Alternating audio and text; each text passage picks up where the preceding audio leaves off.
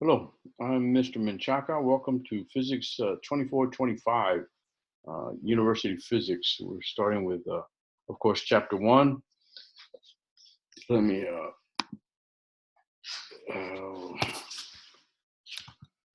need to share the screen, share PowerPoint. All right, Chapter 1 is entitled Physics and Measurement.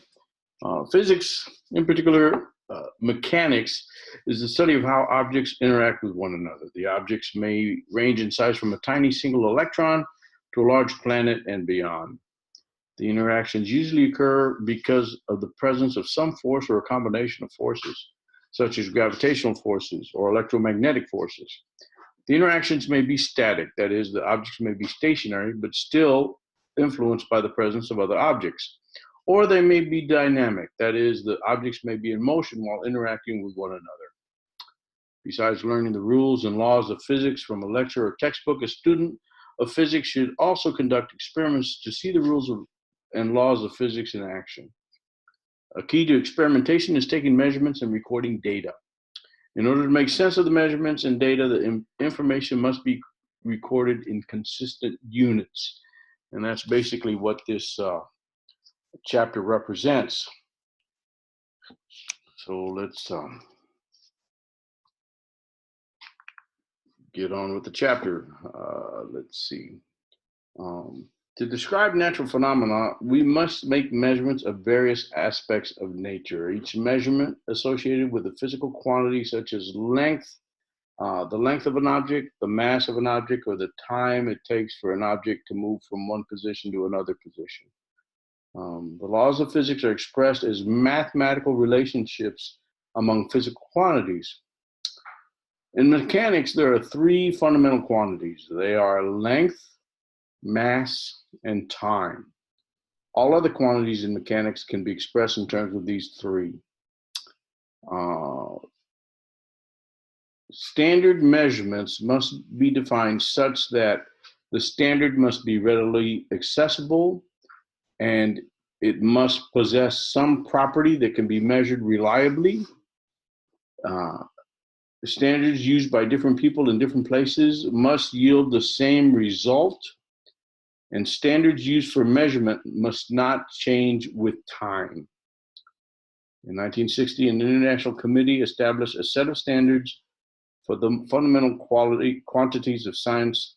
It's called the Système International. The fundamental units in the SI, Système International system, are length, the meter, mass, the kilogram, time, the second, temperature, Kelvin, electric current, the ampere, luminous intensity, candela, and the amount of a substance, a mole. Okay. Length is the distance between 2 points in space.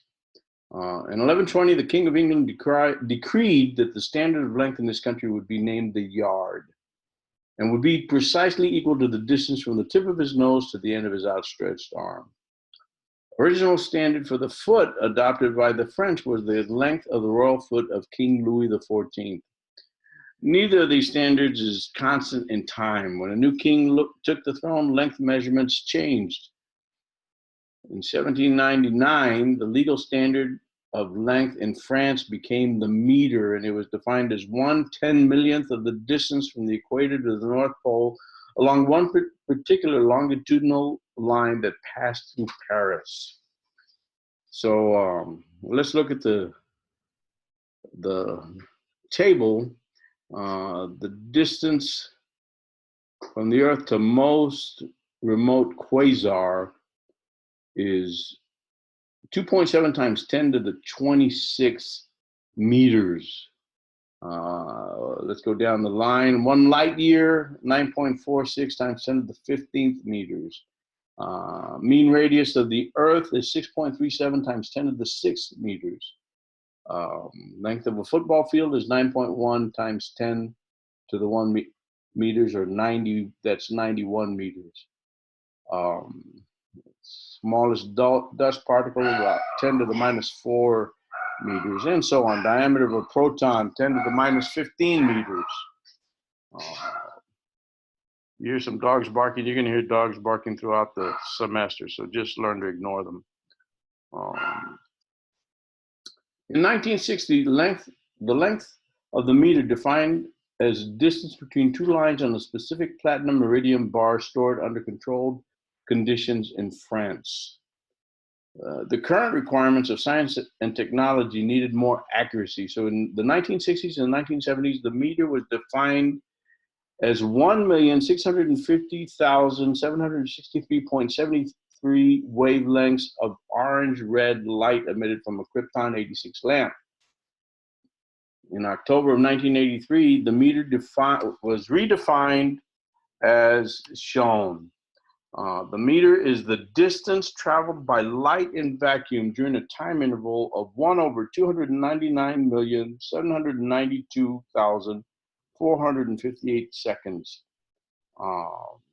The latest definition establishes that the speed of light in vacuum is precisely 299,792,458 meters per second.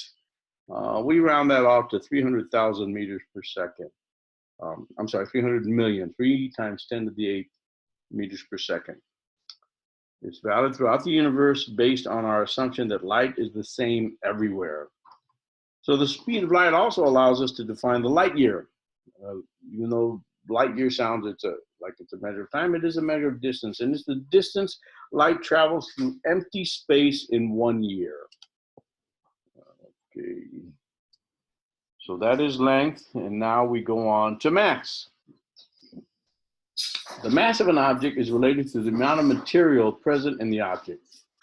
How much that object resists, how much that object resists changes it in its motion. We will learn later that resistance is called inertia. In other words, if something has a lot of inertia, it's hard to get it to move. If it has a lot of inertia, it's hard to get it to stop if it is moving. We all have a sense of what inertia is.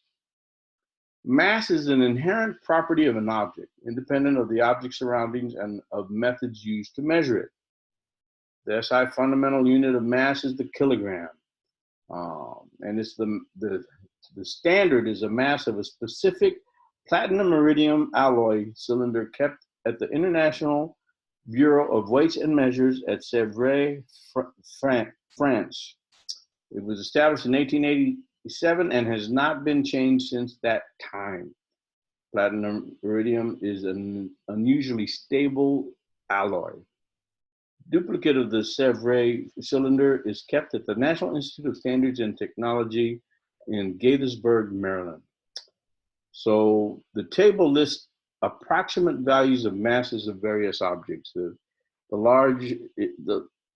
largest being the observable universe is 10 to the 52 kilograms, approximately 10 to the 52 kilograms.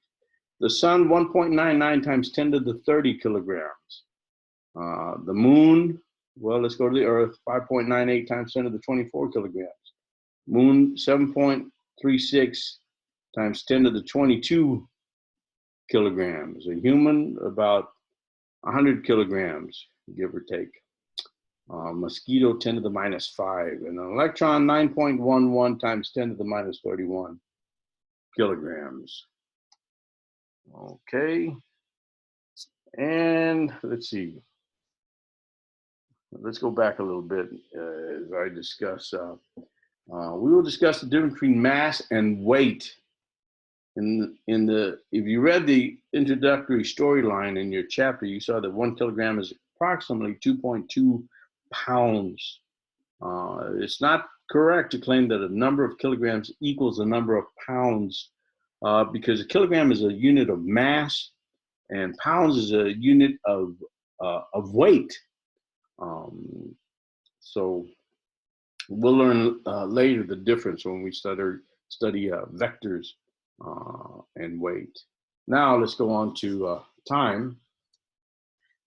Before 1967, the standard time was defined in terms of the mean solar day. Solar day was the time interval between successive appearances of the sun at the highest point it reaches in the sky each day.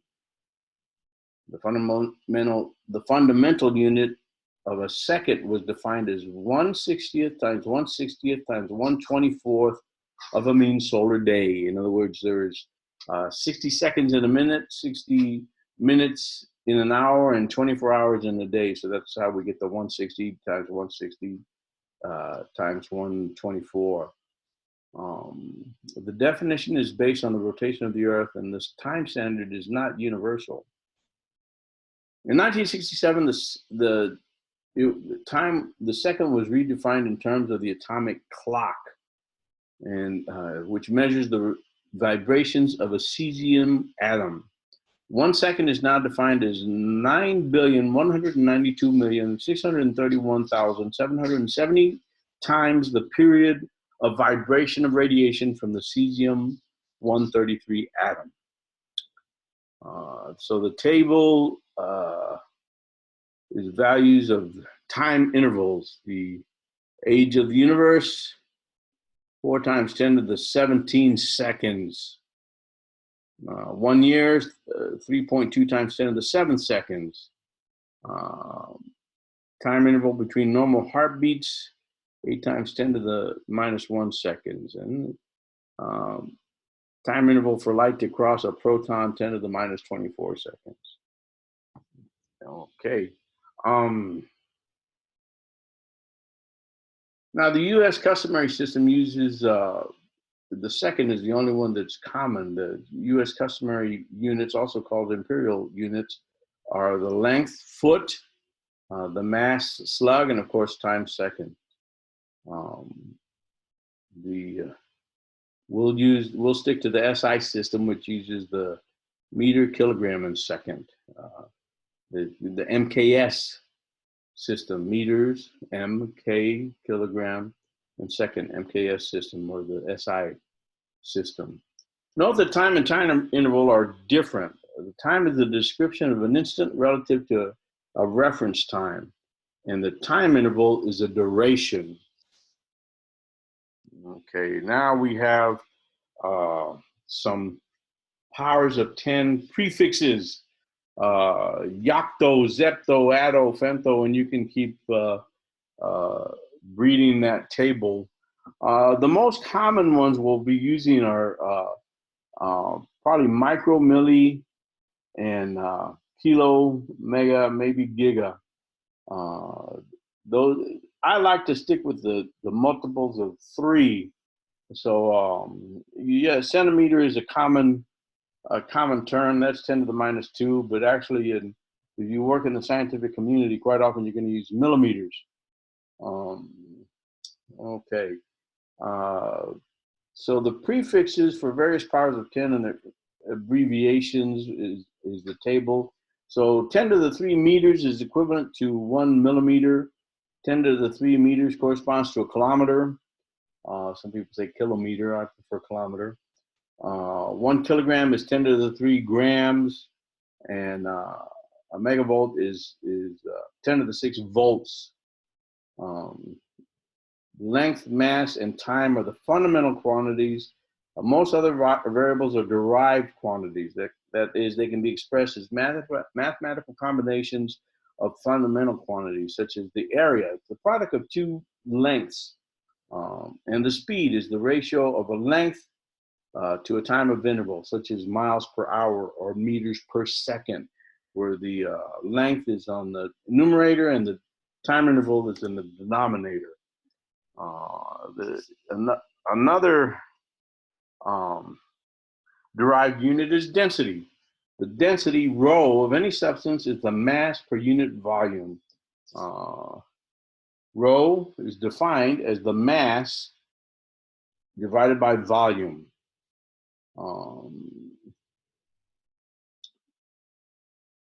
So the density is a ratio of mass to a product of 3 lengths.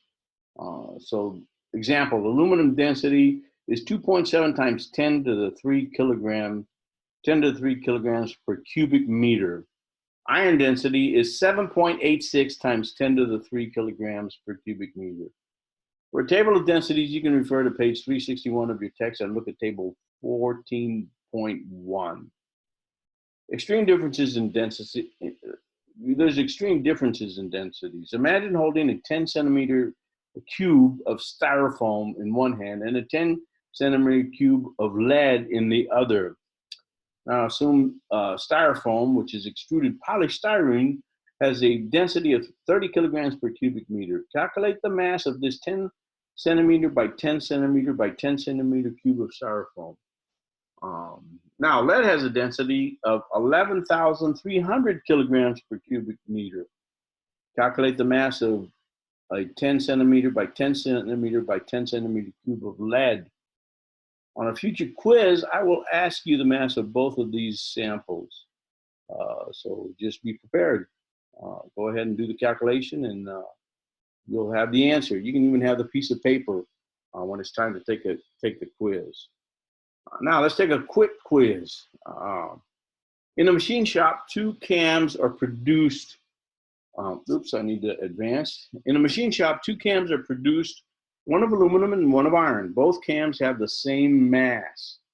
Which cam is larger? The aluminum cam, the iron cam, or both cams have the same size? Let's go back and look. Well, actually, the information is there, but from my notes, the density of aluminum is 2.7 times 10 to the 3 kilograms per cubic meter, and of iron is 7.86 times 10 to the 3 kilograms per cubic meter. So which cam is larger? Give you a little time to think. The aluminum cam is larger. It has to be larger to be of the same mass. Since it has a lighter density, it takes more of that substance to equal the same mass. That's why it's larger. Okay.